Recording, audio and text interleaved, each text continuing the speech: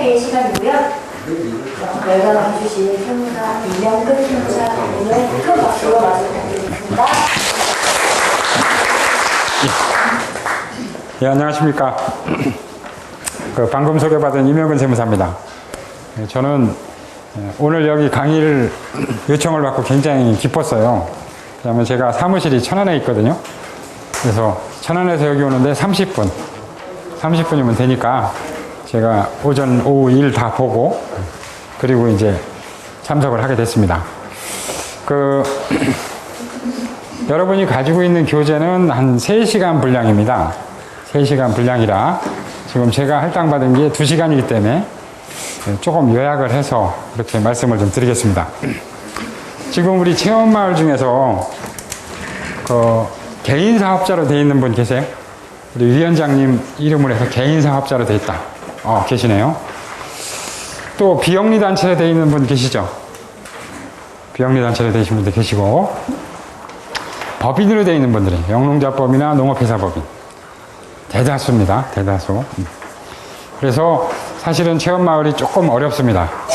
어디다가 개인에서 초점을 맞출 건지 아니면 법인에다가 초점을 맞출 건지 조금 어렵긴 하겠습니다만, 여하튼 쭉 진도를 진행하면서 언급을 좀 해드리겠습니다.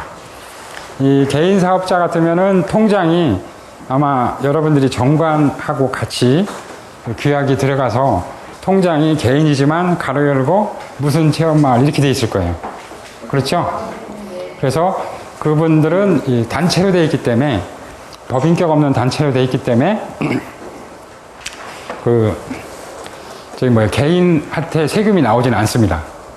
단체로만 신고를 하시면 되는데, 이 법인격 없는 단체도 개인으로 보는 경우가 있고 법인으로 보는 경우가 있습니다. 그래서 우리가 세무서에서 법인으로 보는지 개인으로 보는지 그거를 조금 확인하셔야지만 신고하는데 좀 오류가 없습니다. 왜냐하면 법인하고 개인은 제도가 많이 차이 납니다. 많이 차이 나니까 그런 부분을 조금 주의를 하셨으면 좋겠습니다. 목표를 한번 볼까요? 자, 도시농촌 교류촉진법. 이건 여러분들이 자다가도 벌떡 일어나서 숙지하셔야 될 그런 내용입니다. 우리는 특별법이고요. 두 번째는 이제 최근 5개 주요 법률 동향. 그래서 이 체험마을과 관련해서 인근에 있는 법률이 뭐가 있는지 살펴보고, 그 다음에 비영리 법인 회계 처리, 그리고 법인 회계 처리. 왜냐하면 개인은 조금 쉽기 때문에 이걸 중심으로 해서 우리가 살펴볼 겁니다. 뒤로 한번 넘어가 볼까요? 자, 163페이지. 제가 이제 초급 강의할 때 초창기에는 도시농촌 교류촉진법에 대해서 강의를 상당히 많이 했어요. 근데 여러분들이 이제 잘 아시죠? 그러니까 여러분들이 무슨 사업을 하려고 그러면 지방자치단체에서 안 된다, 못한다, 이렇게 아마 좀 제재를 가할 때가 있을 거예요. 그때는 도시농촌 교류촉진법을 찾아보셔야 돼요. 거기에 가면 참 우리 체험마을은 좋은 게 뭐냐면 의제 규정이 상당히 많습니다. 그래서 여러분들이 이제 체험을 하면 쉽게 얘기하면 어떻게 해야 돼요? 처음에 빨간 것밖에 없네요. 체험을 하면 이제 말 그대로 이제 체험을 합니다. 이 체험도 두 가지가 있어요. 수학 체험이 있고 그냥 관광 목적인 체험이 있어요. 그쵸?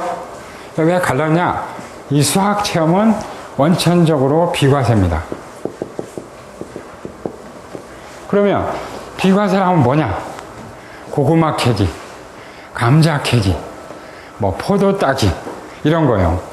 그래서 농민들은 원칙적으로 다 비과세죠. 1차 생산물을 농사를 지시는 거는 비과세입니다. 그런데 단지 주체가 바뀌는 거예요. 농민이 따는 게 아니고 관광객이 와가지고 체험하시는 분들이 따는 거니까 그것도 똑같이 비과세다. 그래서 이제 이 부분은 이제 신고도 안 하고 제외사항이고요. 요 관광 목적인 체험만 문제가 됩니다. 그래서 관광 체험은 이 부가가치세가 과세가 됩니까? 안 됩니까? 돼요. 그렇죠? 네. 부가가치세가 과세가 돼서 세무서에 부가세도 신고하셔야 되고, 법인이면 법인세, 개인이면 소득세 신고도 하셔야 돼요. 그렇게 되어 있습니다. 그리고 요 관광 체험을 하면 반드시 농산물 판매가 있습니다. 농산물 판매가 있는데 농산물 판매는 농민 입장에서는 비과세입니다. 그죠? 내가 힘들어서 땀 흘려서 키운 농산물을 누구한테 팔던, 기업에 팔던, 뭐에 팔던 비과세입니다. 그런데 우리 체험마을들이 주로 법인이다 보니까 어떻게 해요? 위탁을 해서 판매를 해요. 그렇죠? 그래서 그 마을에 있는 사람들 농사를 갖고 와서 체험하는 가운데 그 사람들이 가져가면 그거는 농민은 당연히 비과세고 법인은요? 법인은 면세고. 그렇죠? 그래서 예를 들어 볼게요. 자, 100원어치 농산물을 농민으로부터 위탁을 받았어요. 우리는 부가세가 없는 면세 매출이 100이 일어날 거예요. 그렇죠? 100이 일어나고 여기 매입도 100이 됩니다. 그럼 우리 소득은 얼마예요? 체험마을의 소득은 제로. 그래서 법인세가 없습니다. 당연히 부가가치세도 없고요. 그렇죠?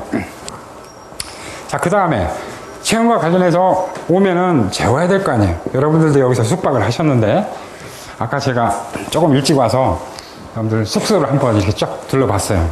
그랬더니 되게 이제 4인 1실로 하는데 여기는 보니까 많이 주무시게 돼 있더라고요. 보니까. 그렇죠? 그래서 어젯밤에 뭐 하셨어요? 1번 그 아산시 시내를 나가서 술을 마셨다. 2번 인근에 있는 데서 술을 사와서 우리 같은 멤버들끼리 한잔 했다. 2번. 그렇죠? 그래서 4인 1실은 덜한데 사람이 많으면 아무래도 모여서 얘기를 합니다.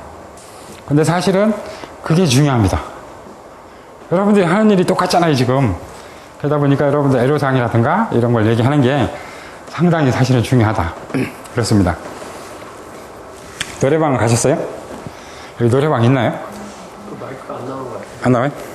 제가 좀 바짝 때렸습니다. 바짝. 노래방 가셨어요? 안 가셨어요? 또 뭐가 있죠? 체험하려면? 숙박을 하고 나면? 예. 식사. 외식업을 또 여러분들이 하셔야 됩니다. 그런데 도시농촌 교류법에는 체험이랑 숙박이랑 식사가 될 수 있게끔 특별법 규정이 되어 있기 때문에 여러분들이 쉽게 하실 수가 있어요.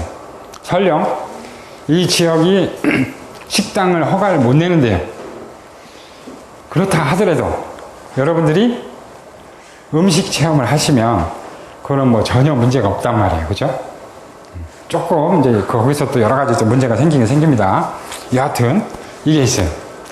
또 이거 말고 또 뭐가 있나요? 뭐 비품 대여라든가. 비품 대여. 그렇죠. 고기 불판 대여. 예, 불판 대여 해주는 거. 지금 농촌에서 가장 부가가치가 높은 게, 수익이 높은 게 캠핑입니다. 그것도 캠핑. 저희도 이제 전국을 돌아다녀 보다 보니까 불은 공짜로 주더라고요. 그래서 아니 그러면 불을 공짜로 주시면 숯불을 돈을 어떻게 벌어요? 그랬더니 불을 주면 그 사람들이 뭐 고기를 가져오는 사람도 있지만 대다수는 고기를 안 가져온대요. 그러다 보니까 아까우니까 고기를 산다 이거. 그럼 거기서 조금 비싸도 사람들이 사서 구워 먹게 되니까 거기서 수익이 많이 납니다. 그렇게 얘기를 해주시더라고요. 여러분들도 그렇게 하시죠 지금? 대답이 없는 거 보니까. 우리 체험마을에서 매출이 1억이 넘는다. 우리 매출이 1억 넘어서 신고한다. 오, 있네요. 예, 연 1억이 넘는다.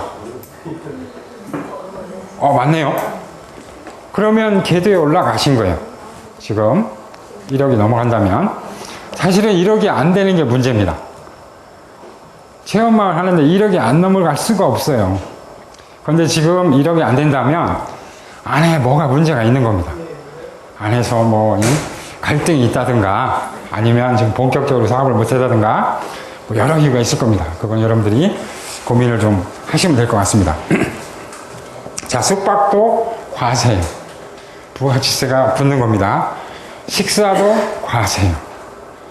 그런데 우리가 체험마을이 정말 머리가 지끈지끈 아픈 건 뭐냐면 이렇게 과세도 있고 면세도 있고 아이템이 다 달라요. 다 다르다 보니까 체험객들이 오면 그분들은 100% 신용카드를 씁니다. 그러면 여러분들이 신용카드 단말기를 넣어야 되잖아요. 그렇죠? 신용카드 단말기를 넣어야 되는데 신용카드에서 과세인지 면세인지 잘못 구분하면 세금이 많이 달라져요. 그게 문제입니다. 그래서 자, 면세인 거를 과세로 신용카드를 끊으시면 부가세 신고도 하셔야 되고 법인세 신고도 하셔야 되고 개인은 소득세 신고도 하셔야 돼요. 그렇죠?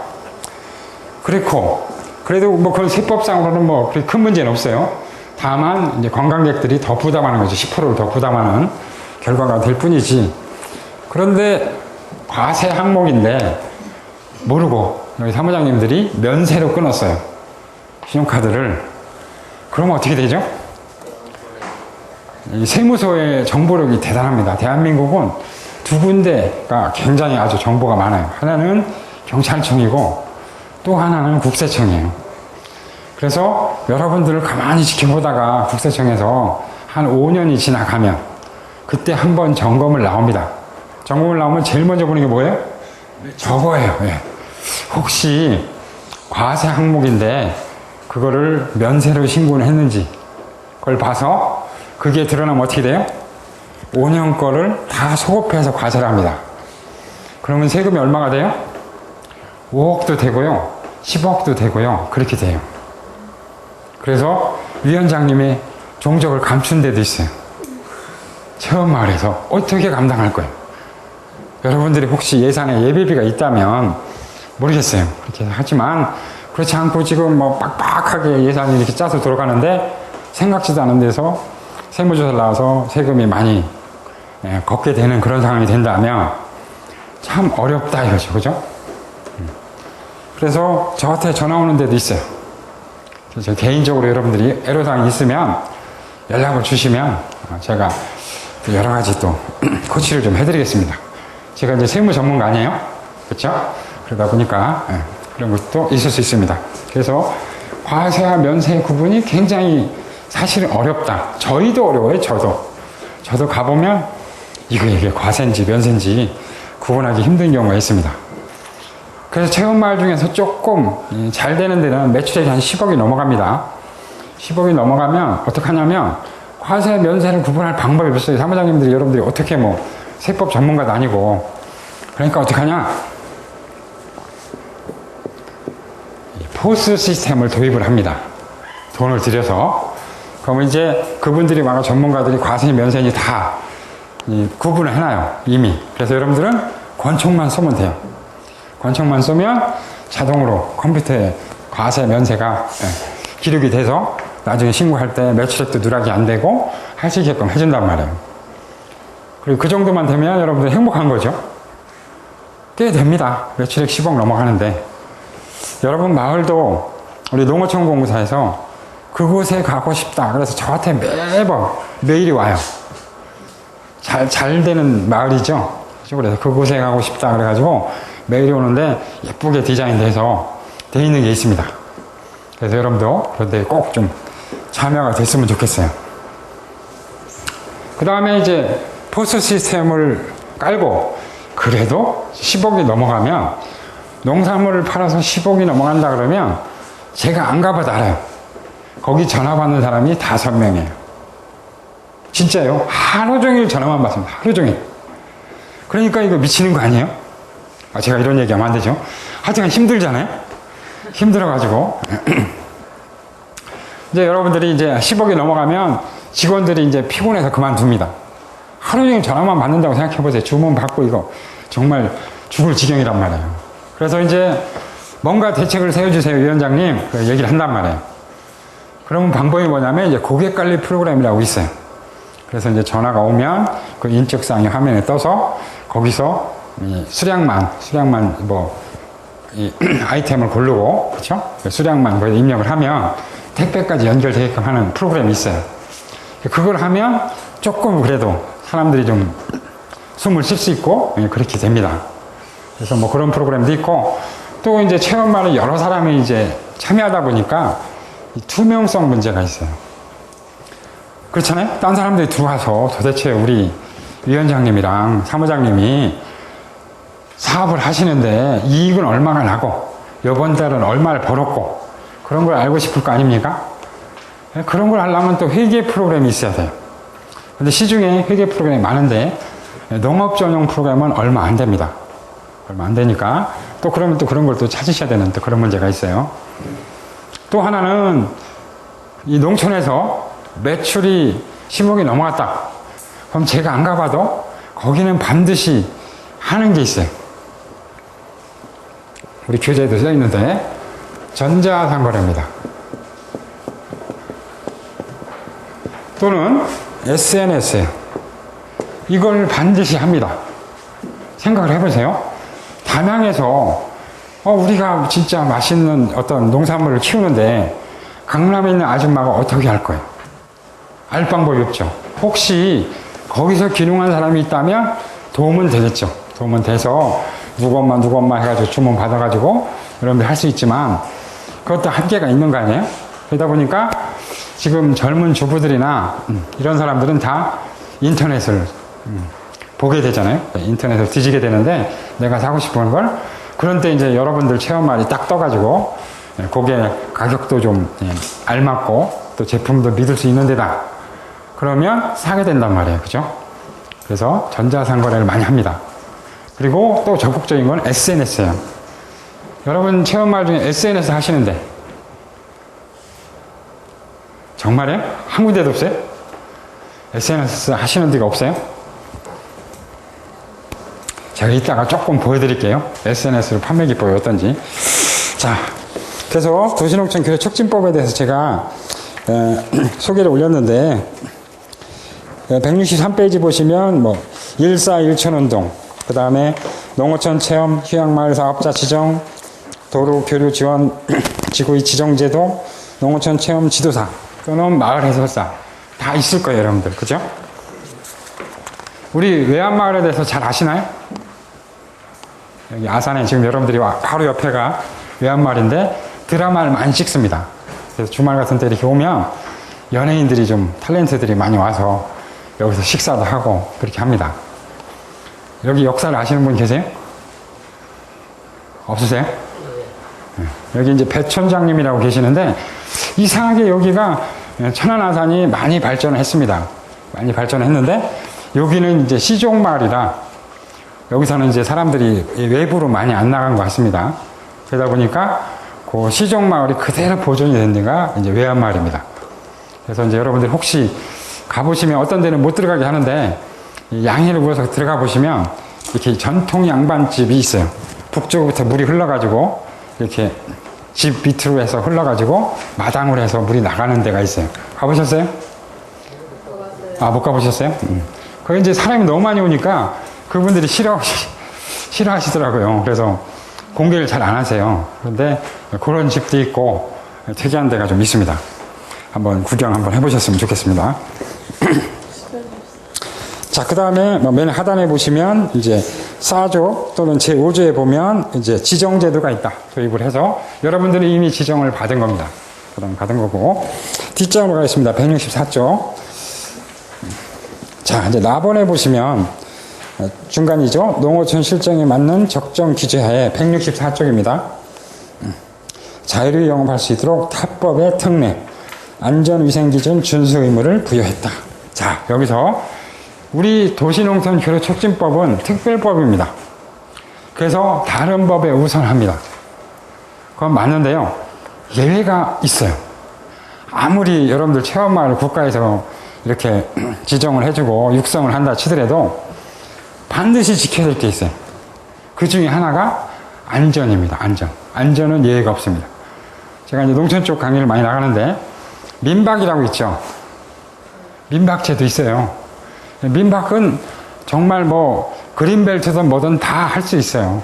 민박은 아주 특이한 케이스라고 공원 내든 뭐든 민박을 할 수 있게끔 특별하게 다 제의를 시켜줬는데 그래도 그 민박도 안 되는 것 중에 하나가 안전이에요. 민박을 하시면 반드시 소화기를 놓으셔야 됩니다. 제일 잘 보이는 데다가 소화기를 놓고 그 다음에 피난 길을 안내를 해줘야죠. 화살표. 원칙은 불이 들어와야 됩니다. 밤에도 볼 수 있게끔 불이 들어와야 되는데 농촌에서는 그렇게 하면 돈이 드니까, 그렇죠? 돈이 드니까 화살표라도 꼭 해놓으셔야 돼요. 화재가 나거나 지진이 났을 때 어디로 대피하라는 걸 반드시 해놓지 않으시면 나중에 정말 그런 일이 일어났을 때 책임 문제에서 불가피한 건지 아닌지 이제 따지게 된단 말이에요. 그래서 우리가 최선을 다했다면 그거는 이제 감경이 돼요. 정상 참작이 돼서. 이제 그걸 안 해놨다면 여러분들이 정말 이제 회상할 수 없는 그런 치명적인 그런 처벌을 받을 수 있습니다. 그래서 그거는 지키셔야 됩니다. 안전, 소방 이런 거. 밑줄 친 것만 볼까요? 그 신고 체육시설업 규정. 그래서 원칙은 체육시설을 하려면 다 신고하고 그 규정이 굉장히 엄격합니다. 근데 우리는 제외되어 있잖아요. 그죠? 그러다 보니까 체험말에서 많이 하는 게 뭐예요? 뭐, 카누, 뭐, 이 강에서 리프팅 하는 거라든가, 뭐, 이런 걸 하잖아요. 그런데도 우리가 할 수 있는 건 도시농촌교류 촉진법에 의해서 가능한 거다. 승마, 말 같은 거, 그런 것도 상당히 유용하죠. 그런 게 이해가 돼 있고, 그 밑에 보면 식품위생법에 보면 영업시설 기준 특례가 있어요, 우리는. 그래서 가능한 겁니다. 그렇죠? 그렇게 돼 있고, 하단에 보시면, 뭐, 우리 평가도 하고 체험마을을 등급한다. 인터넷에 들어가면. 그런 내용이 있고, 165쪽으로 가겠습니다. 라를 보세요. 위에서 세 번째 문단에 초중등 학생들의 농어촌 체험교육 활성화 근거 마련. 그래서 체험마을이 좋은 건 뭐예요? 만약 예를 들어서 우리 아들이 학교를 가기 싫어요. 그러면 이제 부모가 결단을 내립니다. 너 그러면 학교 안 가도 좋으니까 엄마 아빠랑 같이 체험을 하러 가자. 그래서 이제 여러분들 체험마을로 갑니다. 그래서 선생님한테 양해를 구하고 체험을 하고 거기서 이제 자기가 땀 흘리고 하다 보면 이제 애기들이 좀 생각이 달라질 수 있잖아요. 그래서 이제 교육을 하고 나면 여러분한테 뭘 요구해? 체험 받은 거, 그거 내놔라. 그걸 갖다 학교에다 제출해야지 결석 처리가 안 돼요. 그렇죠? 그걸 여러분들이 발급할 수가 있어요. 그렇죠? 엄청난 겁니다, 이건. 그렇죠? 엄청난 거라. 그 근거가 있다. 증빙서류를 발급할 수 있고, 그 다음에 뭐, 또 밑에 보시면 세금 감면 혜택도 있고, 자, 기부금 얘기가 있는데, 저도 지금, 솔직히 좀 이 도시농촌 교류 촉진법에 보면 기부를 할 수 있어요. 체험하러 여러분들이 여러분 마을에서 그 커가지고 서울 가서 성공한 분들이 계시단 말이에요. 그러면 이제 동네 어른들이 찾아가서 우리 이런 사업 하는데 기부를 좀 해달라. 그러면 그분들이 이제 그리워서 고향이 그리워서 해주겠죠. 근데 이제 삼성이나 LG나 거기서 반드시 물어보는 게 있어요. 내가 기부는 해주는데 당신들한테 냉장고도 사다 주고 컴퓨터도 사다 주고 TV도 사다 줄 건데 영수증을 끊어줄 수 있냐? 그걸 물어본단 말이에요. 기부금 영수증. 그게 없으면 큰일 나는 거예요. 기업에서는. 그죠? 그러면 이제 여기 도시농촌 교류촉진법에는 할 수 있다고 나와 있는데 원칙적으로 어떻게 되어 있냐면 국세청소가 돼요. 그거. 그래서 일선 세무서에 지정기부금 단체로 신청을 하셔야 됩니다. 신청을 해서 거기서 승인을 해줘요. 왜냐하면 여러분들 체험마을은 개인 농가 돈 벌고 잘 살자고 하는 게 아니에요. 그죠? 마을 전체가 다 잘 살고 지역 소득을 활성화시켜주기 위해서 하는 그런 거기 때문에 해줘요. 세무서에서. 그래서 신청을 해서 지정을 받으면 영수증을 발행할 수 있어요. 그러면 100% 기업은 비용 처리가 됩니다. 아셨죠? 그래서 이게 사실은 있어야 되는데 도시농촌 교류 촉진법에서는 언급은 없어요. 그래서 여러분들이 꼭 받으시려고 하면 세무서에다 등록을 하시라. 등록하시면 기부금 영수증도 발행할 수 있습니다. 자, 그 다음에 밑에 보시면 자원봉사 활동이 있는데 사실은 여러분 마을에 돈을 주거나 물건을 줘서도 기부를 할 수 있지만요, 이 재능 기부도 할 수 있어요. 쉽게 얘기하면 노동력을 여러분들 체험마을에 와가지고 애기들 오면 안내도 해주고 뭐 그렇게 노동력을 할 수 있거든요. 그러면 1일 8시간에 4만원. 4만원 이 기부금 영수증을 받을 수가 있어요. 그렇죠? 그 제도가 있어요. 그래서 사실은 이제 여러분들이 저를 이제 애로사항에서 부르면 만약 여러분들이 이 제도를 제대로 안다면 제가 가서 여러분한테 막 이틀을 갔다가 컨설팅을 해줬다. 그럼 여러분들이 영수증을 발행해주면 어때? 여러분들이 돈을 안 받을 때도 영수증을 발행해주면 저는 세금에서 절감이 되잖아요. 그렇죠? 그런 제도도 한번 생각해 볼 필요가 있다. 근데 이것도 가능한데 하여튼간 일선 세무서에 등록돼야 된다. 이 부분이. 그래서 그런 부분도 있다는 걸 한번 생각하시면 좋겠습니다. 그래서 여러분들이 전문가들 부를 때 사실 뭐 돈이 어디 있어요, 농촌에. 그럼 그것도 한번 생각을 해보시라. 그렇게 얘기할 수 있습니다. 자, 그 다음에 우리 교재 167쪽. 167쪽에 보면 자, 자가 있어요. 자가 중간에 자매결연 등 새카맣게 도농교류 협력에 참여하는 도시민들에게 조세 감면이 근거를 마련을 했는데 구체적인 얘기가 없어요. 그분들이 와서 체험마을에 하면 그분들이 고소득자라면 세금을 좀 감면해주는 뭐 근거가 있어야 되는데 안은 마련하는데 구체적인 건 없어요. 아직 법에. 그래서 그건 조금 더 지켜봐야 됩니다. 자, 그 다음에 하단에 보시면 농어촌 정비법, 사업물질 향상 특별법 뭐 이런 내용이 나와요. 자, 도시농촌 교류 축지법의 근거가 뭐냐면 농어촌 정비법이에요. 그래서 저도 농진청에서 강의를 하면서 컨설팅을 하다가 깜짝 놀랐어요. 농어촌 정비법이 워낙 취지가 뭐죠? 농촌에 옛날에는 논이나 밭이 꾸불꾸불 했었잖아요. 꾸불꾸불하면 기획 정리를 해주는 거예요. 반듯반듯하게 그렇게 해주는 게 농어촌 정비법인데 거기에 들어가면 여러분들 농민에 대해서 지원해주는 제도가 많이 있습니다. 그러다 보니까 법이 짬뽕이 되는 거예요. 짬뽕이. 사실은 그렇게 하지 말고 농민이나 농업 단체에 관한 지원에 관한 특별법 이렇게 따로 만들어야 되는데 없어요. 없고 농어촌 특별법에 있습니다. 하여튼 특이하더라고요. 보니까 사물짐 항상 특별법도 있고. 자, 168쪽입니다. 그래서 이제 맨 위에 보시면 이제 법 체계가 좀 잘 안 맞는다. 농촌에 관련된 게 뭐 그런 얘기가 이제 학계에서 얘기가 있고요. 그 다음에 음식업을 제조 판매하는 경우 식품위생법 폐재, 그리고 마을 공동시설 이용의 숙박 제공 시 숙박업에서 제외 이런 걸 추진을 하고 있는데 다른 보건복지부에서 NO 하는 거예요. 우리 법은 분명히 있는데 그쪽에서 오케이 해줘야 되는데 그쪽에서 허가를 안 합니다. 그래서 조금 애로사항이 있어요. 도시농촌 교류촉진법이 사실은 여러분들은 사실은 이 체험을 하면 당연히 면세가 돼야 됩니다. 근데 지금 과세인 거는 뭐냐면 교과부에서 인정 못 하겠다. 그래서 과세인 거예요. 도시농촌 교류촉진법에는 반드시 면세로 되어 있습니다. 면세로 되어 있고 식당 허가도 안 받아도 돼요. 그런데 보건복지부에서 NO. 그렇죠? 그 다음에 감면을 받게 돼 있는데 여러분들은 체험마을은 국세청에서 NO. 그래서 지금 이게 이상해지는 거예요. 지금.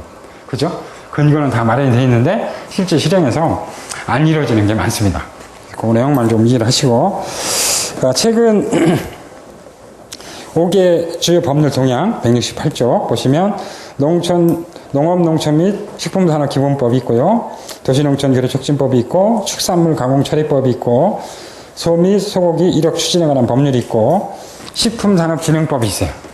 그래서 요게 우리 사업하는 데랑 다 관련이 되는 겁니다. 법률이라 그것도 나중에 기회가 되시면 한번 보셨으면 좋겠습니다. 자, 170쪽 갈까요? 이제 그림이 나오니까 쉽게 설명을 드릴게요.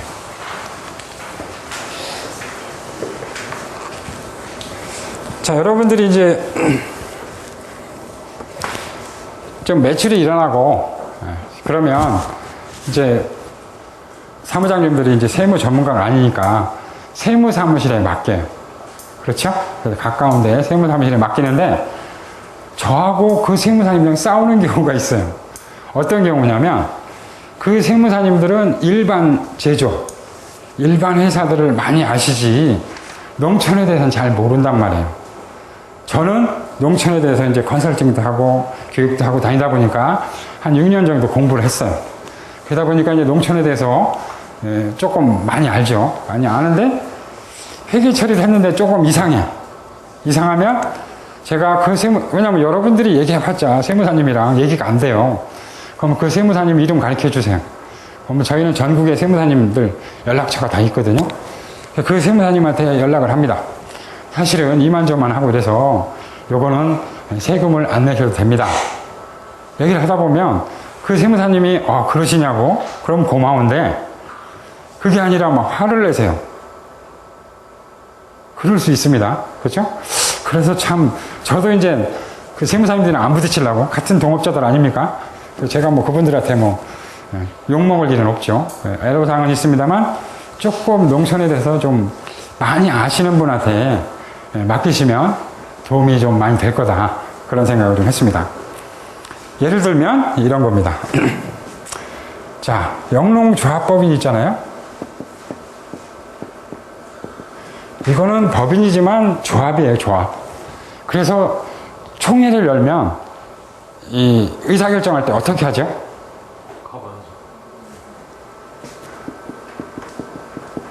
머릿수로 합니다, 머릿수로.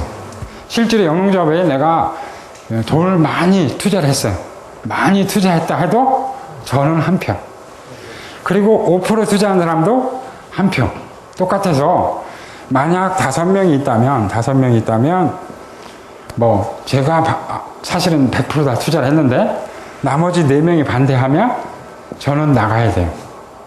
조합이 이런 겁니다. 그렇죠? 출제한 거하고 아무런 상관이 없고 내가 일 많이 했다고 아무런 상관이 없어요. 총회에서 머리로 결정을 하는 거예요. 이런 게 있었는데 제가 아는 업체가 영농조합법인 하는데 약초로 하세요. 기능성 식품을 하시는데 잘 나가요. 지금 천기누설까지 올라갔으니까 잘 나가시는데 대전에서 다른 농업팀들이 7명이 여긴 5명 있는데 7명이 투자를 하겠다. 지분은 30%. 이게 1억짜리거든요. 1억짜리 영농조합법이니까 30%면 3천만 원이잖아요. 3천만 원인데 우리는 5억을 투자하겠다. 그래서 제안이 왔어요. 그래서 이제 그쪽 세무사님한테 얘기를 하니까 괜찮다. 좋은 조건이다. 받으십시오. 그런데 우연히 제가 하여튼간 지나가다가 언젠가 해서 한번 들렸어요. 그랬더니 이런 제안이 들어왔대요. 그래서 투자를 받겠대요. 그래서 제가 얘기를 했어요. 사장님, 쫓겨나고 싶으세요? 왜요? 쫓겨납니다, 사장님. 사실은 3천만 원을, 3천만 원, 1억에 3천만 원에서 3천만 원을 인정해 주기 위해서 5억을 투자한다면 좋은 조건이죠. 하지만 이분 5명이 다 해도 총회에서 투자하는 사람, 이 사람들이 같은 팀이잖아요. 7명이 들어와서 대표 나가. 그러면 쫓겨나는 거예요. 근데 저건 아니에요. 아니에요? 그러면 이제 그 마을에 사는 사람이래야만 자격이 되는 거예요. 조합원이. 그러니까요. 네. 준조합원이나 뭐로 이제 들어오는 거죠. 그렇죠. 그렇죠? 준조합원들은 좀 그 의사결정권이 약해요. 예, 그렇죠, 그렇죠. 예, 예. 그래서 저거 안 돼요. 여하튼 이분들이 뭐 이쪽으로 이사를 올 건지 그건 저는 모르겠는데 그렇죠. 주소를 옮겨놓으면 돼요. 예, 주소를 옮겨놓고 투자를 하겠죠. 예, 당연히 그렇게 하겠죠. 제가 무수하게 봤어요. 기업 뺏기는데 허다합니다.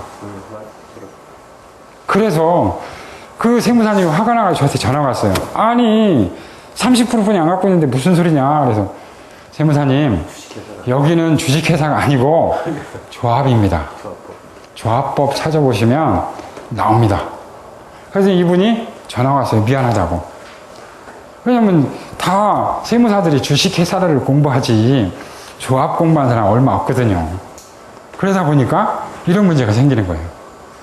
그래서 좀 농촌에 대해서 특수하게 좀 아는 분들이 좀 많았으면 좋겠다. 그런 생각입니다. 그래서 법에서 영농조합이라 하더라도 이론수로다가 의결권을 행사하는 게 아니라 지분으로다가 의결권을 행사할 수 있도록 아예 정관에 그렇게 명시할 수 있도록 되는 걸로 알고 있는데. 그래요? 안 됩니다. 근간을 뒤흔드는 겁니다. 그건. 예, 상법의 조합법을 조합법이 그게 안 돼. 하다고 제가 최근에 그 농농조합법에 대한 그 저거를 왜 주무관청에 홈페이지 사이트에 들어가서 예. 꼭 필요한 그 법인 설립에 필요한 서술을 받아갖고 당장 그 표준서식이 있잖아요. 표준서식에 어떤 항목은 실정에 맞게 어떻게 고쳐도 된다라는 그런 게 있어갖고 그런 것 같거든요. 예. 아직 저는 모르는 상황이고요. 그게 가능하려면 상법이 개정이 돼야 됩니다. 국회에서 개정이 된다면 이제 그때는 하겠죠. 그래서 하여튼간 지금은 추세가 영농조합법인을 추천을 안 해요. 안 하고 농업회사법인을 많이 추천을 합니다. 농진청이나 농림축산식품부에서도. 그 이유 중에 하나가 뭐예요? 여러분들이 지금 영농조합으로 체험마을 하셨는데 반드시 해야 되는 게 하나 있어요. 조합으로 해서 여러분들이 법인을 설립하고 나면 내부적으로 각서를 받으셔야 됩니다. 왜냐하면 조합은 무한연대 책임이에요. 무한연대 책임이라 5명 중에 한 사람이 하여튼 경제적으로 문제가 생기고 그러면 사업을 못해요. 뭔 말? 4명이 다 책임을 져야 되니까. 다시 한번 설명해 주세요. 영농조합법은 무한 책임이라고 조합원들이. 예, 무한 책임입니다. 그래서 대개 법인을 설립하고 나면 공증을 합니다. 내부적으로 각서를 써서 공증을 하는데 어떤 내용이 들어가야 되냐면 본인은 이 영농조합 운영에 있어서 회사의 경제적으로나 아니면 또 명예적으로 그 문제를 일으킬 시에는 자동 탈퇴하겠습니다. 자동 탈퇴.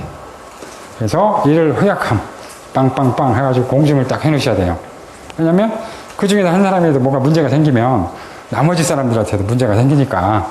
그래서 그런 조건이 있다면 나중에 문제가 생기면 그 사람이 탈퇴하면 되죠? 탈퇴. 정관에 그렇게 정해져 있다 아니에요? 정관에는 못 넣게 돼 있습니다. 조합 자체가 구성원들이 다 연대 책임을 지게 돼 있어요. 그래서 내부적으로 그렇게 하시는 게 좋습니다. 계약을 만드시는 게 유리합니다. 농업회사 법인으로 가는 수가 예, 농업회사 법인을 가는 게 깨끗합니다. 사실은. 그리고 농업회사 법인이 4가지가 있어요.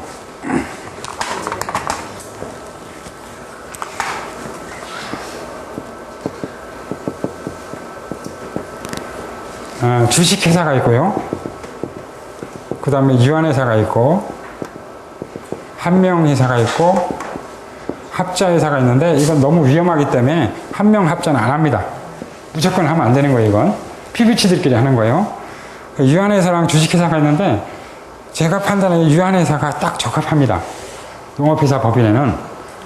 그런데 이제 법무사님들이 유한회사 쪽은 안 해보셨으니까 무조건 농업회사 법인을 만드시면 다 주식회사로 만들어져요.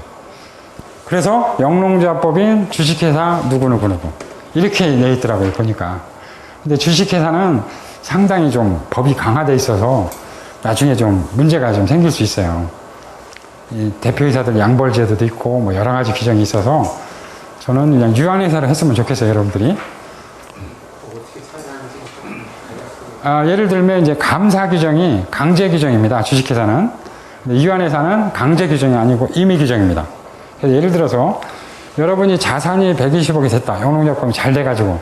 그럼 무조건 공인회계사 감사를 받아야 됩니다. 주식회사는. 근데 유한회사는 자산이 1000억이 돼도 상관없어요. 감사가 강제 규정이 아니니까. 내부 감사. 네, 내부 감사만 하면 되는 겁니다. 공인회계사를 꼭 부를 필요는 없습니다. 그런 규정부터 시작해서.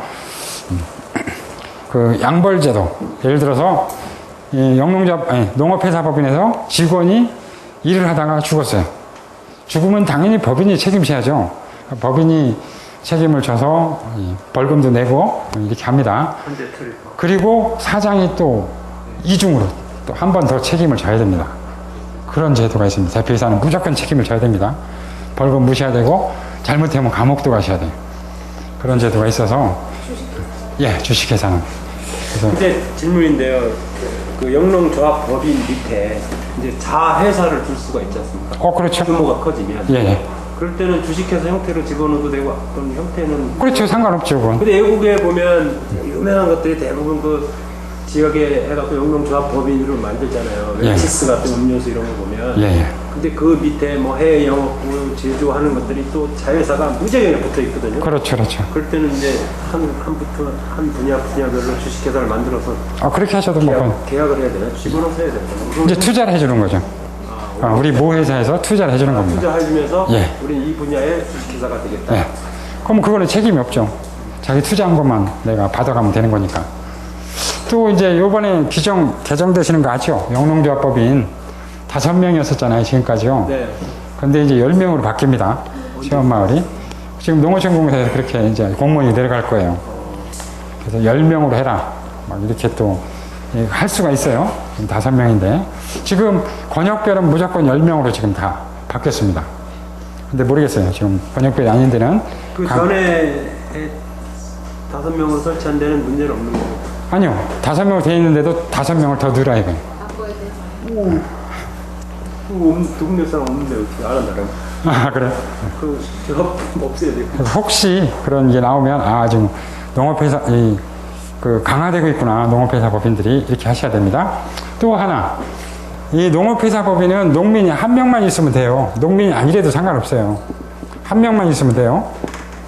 그렇지만, 지금 저기 영농조합법인은 5명이 다 농민이랍니다. 다. 그죠? 예. 근데 지금 농업회사 법인은 한 명만 있어도 돼요? 예, 한 명만 해도 됩니다. 농민이 많으니까. 예, 그리고 외부자 뭐 서울에 있는 사람이 투자해도 문제 없고요. 그거는. 그런데 주의하셔야 될 게 뭐냐면 농업회사 부분은 지분이 중요한데 무조건 50% 플러스 1이에요. 50%를 초과해야 됩니다. 그래요. 네, 초과해야지만 농지도 살 수 있고 세금 감면도 있고 그래요. 그러니까 주의하셔야 될 건 외부자들이 돈을 많이 투자한다 하더라도 양해를 구하셔야 돼요. 양해를 구해서 농민이 하여튼 50%를 초과해야지만 여러 가지 혜택이 있다. 그렇게 얘기를 하셔야 됩니다. 농업회사거든요. 예, 농업회사 부분. 그래서 그것만 유의하시면 됩니다. 그럼 이것도 면세인가요? 면세? 농산물, 무조건 농업회사 법인은 면세가 아니고, 이제, 이 농산물을 판매하시면 면세로 해서 계산서를 끊으셔야 되는 거고, 뭐, 체험이라든가 아니면 공산품, 가공품을 파시면 세금 계산서 끊어야 되는 거고, 그렇습니다. 지금 영농조합법인은 다 면세인데요. 면세가 아니라 이렇게 돼 있죠. 영농조합법인은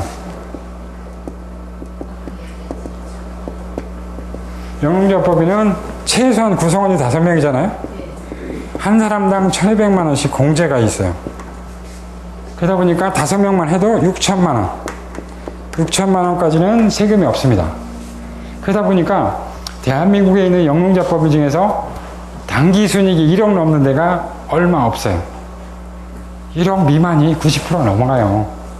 그러다 보니까 뭡니까? 6천만 원까지 이익이 나도 세금이 무조건 없고 공제를 해주니까. 그리고 팔면 비용이 생기잖아요. 그죠? 매출액을 10억 팔았다고 해도 그거에 따르는 비용이 한 7억에서 8억 정도 돼요. 그러니까 그걸 빼면 세금을 안 내죠. 그래서 세금 내는 데가 0.1%도 안 됩니다. 영농조합법인은. 그렇죠? 순이익이 6천만 원 이하면 무조건 세금 안 내요. 예, 무조건 세금이 안 냅니다. 그래서 이익을 내시는 게 좋아요. 저희 거래처도 보니까 영농조합법인인데 계속 자본금이 1억인데 1차년대 7천만 원 손해봤고요. 2차년대 6천만 원 손해봤어요. 그럼 어떻게 돼요? 완전 자본 잠식. 자본금이 제로가 아니라 마이너스예요. 마이너스. 그런 회사는 금융권에서 상대를 안 합니다. 한 푼도 안 빌려줘요. 마이너스 통장도 걷어가요. 그렇잖아요. 법인은 자본금이 중요한 건데 자본금을 다 쓰고도 마이너스가 나니까. 그래서 아니 왜 그렇게 하시냐 그랬더니 세금 부서서 그런데요. 영농조합법인은 세금 걱정 안 하셔도 되거든요. 그래서 이익 내세요. 그래서 제가 이익을 좀 내드렸습니다.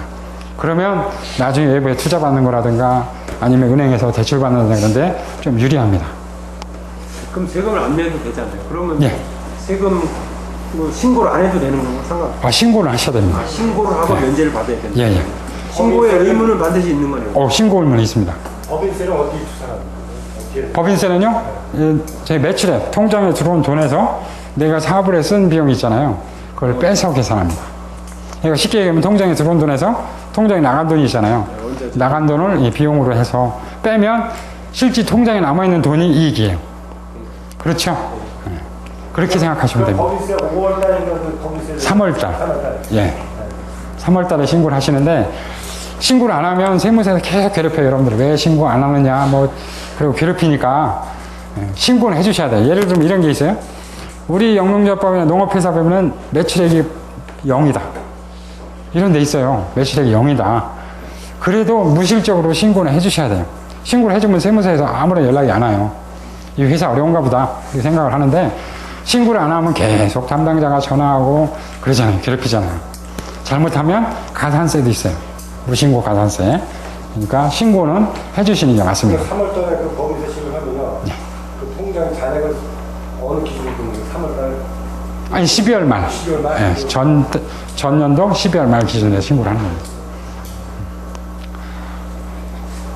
자, 조금 보겠습니다. 170쪽에 보시면 이제 안에 자체적으로 감사분이 계실 텐데 이제 회계를 하실 거예요. 기본적으로 회계를 하시고 아마 그 권역별 같은 경우 보니까 엑셀을 교육을 받으시더라고요. 엑셀로 해서 장바는 법 해서 또 신고하는 게 많잖아요. 농어촌공사나 농림축산식품부에 신고하는 게 많으니까 엑셀을 기본적으로 배우십니다. 배워서 하시는데 제가 이제 중급에서 7시간 회계 프로그램을 가지고 강의를 계속 했었어요. 계속 했는데 이제 이태영 차장님이 이제 딴 데로 가시면서 이제 그 바뀌었어요. 프로그램이 바뀌어서 지금은 그냥 제가 프로그램 강의는 안 하고 그냥 세법 강의만 4시간 합니다. 4시간 하게 그렇게 바뀌었더라고요. 근데 회계 프로그램 여러분들이 직접 하셔서 부가세 신고서도 한번 뽑아보고 또 재무상태표랑 손익계산서도 한번 뽑아보면 그래도 여러분들이 자신감이 좀 생길 텐데 그게 없어져서 조금 아쉽습니다. 그렇게 돼 있고요. 자, 그 다음에 이제 세법이 그렇습니다. 세금과 관련된 게 참 농사 짓던 분들이 이 사업자 등을 내시고 사업을 하려면 어렵습니다. 예를 들면 이런 게 있어요. 내가 매출액이 3천만 원 있었어요. 3천만 원. 그런데 인건비랑 실제 나간 게 5천만 원이에요. 그런데 내가 세무 쪽을 잘 몰라서 그리고 우리 체험마을이 위원장님이 세무사무실에 맡기지 마라. 그래서 모르고 신고를 안 했어요. 그랬을 때 요 2014년 1월 1일부터 12월 31일까지 이 쓴 장부가 그냥 보관해야 된다? 아니면 불태워버린가? 보관해야 돼요. 보관을 하시면 혹시 신고를 안 하면 세무조사를 나올 수 있어요. 국세청에 조사를 나왔는데 알고 보니까 당신들 왜 3천만 원 신고 안 했어? 가산세 물어. 그리고 세금을 매기려고 보니까 우리 실제로는 손실 났거든요. 그리고 장부를 갖다 주는 거예요. 그럼 현장에서 확인하고 인정을 해줍니다. 그럼 이 회사는 세금을 낼 게 아니라 이미 세금 낸 게 있으면 돌려받아야죠. 그렇죠? 그것도 다 해줍니다. 세무서에서. 그러니까 이 쓴 지출 증빙은 절대 버리시면 안 됩니다. 갖고 계셔야 돼요. 그런데 이런 분들이 있어요. 사무장님이 바뀌시면 엑셀을 싹 치우고 가. 그럼 그 다음 사무장님은 2014년에 된 걸 모르는 거예요. 2015년에 사무장님으로 와서. 그렇게 하시면 안 된다고요. 그렇죠? 그거는 갖고 계셔야 돼요. 그래서 사실은 이제 사무장님들한테도 이렇게 세무회계 제가 강의를 하지만 이태영 차장님한테 그랬어요. 위원장님 강의해야 됩니다. 위원장님들이 세무를 너무 모르시니까 그분들을 교육을 시키고 그 다음에 이제 사무장님들한테 이제 얘기를 하면 좀 쉽죠. 그렇죠? 하시는 게 좀 쉬울 수 있습니다. 자, 그 다음에 자, 이제 그래서 부가가치세가 과세되면 이제 세금계산서를 발행을 해야 되는데 아니면 신용카드를 단말기에서 뽑아줘야 됩니다. 그렇죠? 자, 면세면요. 면세면 계산서를 발행을 하고 또는 신용카드를 발행을 해줘야 되는데 뭐 이게 포스를 지금 여러분들이 깔 상황도 아니고 매달 돈을 줘야 되니까 어떻게 했으면 좋겠냐? 그러면 제일 좋은 방법은 어떻게 해요? 제일 돈이 안 드는 방법이 있어요. 신용카드 단말기를 2개를 신청을 합니다. 여러분들 체험마을로. 같은 사업자. 예, 같은 사업자로 됩니다. 2개 아니라 뭐 10개도 해줘요. 하나는 과세, 하나는 면세, 예? 아니면 하나는 체험, 하나는 농산물 이렇게 쓰면 되잖아요, 앞에다가. 그래 놓으면 헷갈릴 일이 없죠. 그 사람들이 체험기업들이 와서 할 때 카드를 주면 여러분들이 보고 여기서 갈라서 하시면 되잖아요. 그렇죠? 그래서 2개로 관리하시는 게 훨씬 유리하다. 그러면 이 단말기 이 관리하는 부가통신업자가 여러분한테 신고할 때 자료를 줘요. 당신네는 매출액이 얼마입니다. 과세가 얼마고 면세가 얼마입니다. 그리고 자료를 주거든요. 그럼 그거 가지고 신고를 하시면 돼요. 그러면 뭐 헷갈릴 일이 없죠. 과세나 면세나 이런 게 헷갈릴 일이 없습니다. 그렇죠? 다른 질문이 드리겠습니다. 예, 예. 단말기를 우리 그 영농 자체 영농법인 단말기가 안 써요. 예, 정부와 마을은 정주역 그 단말기를 이용하거든요. 예, 예. 그래서 그걸 뭐냐 카드 수수료도 상당히 나가고 예. 그걸 다시 우리한테 입금시키면 그걸 또 부가세 신고를 해가지고 그렇죠, 그렇죠. 네, 부가세 상당히 많이 나와요.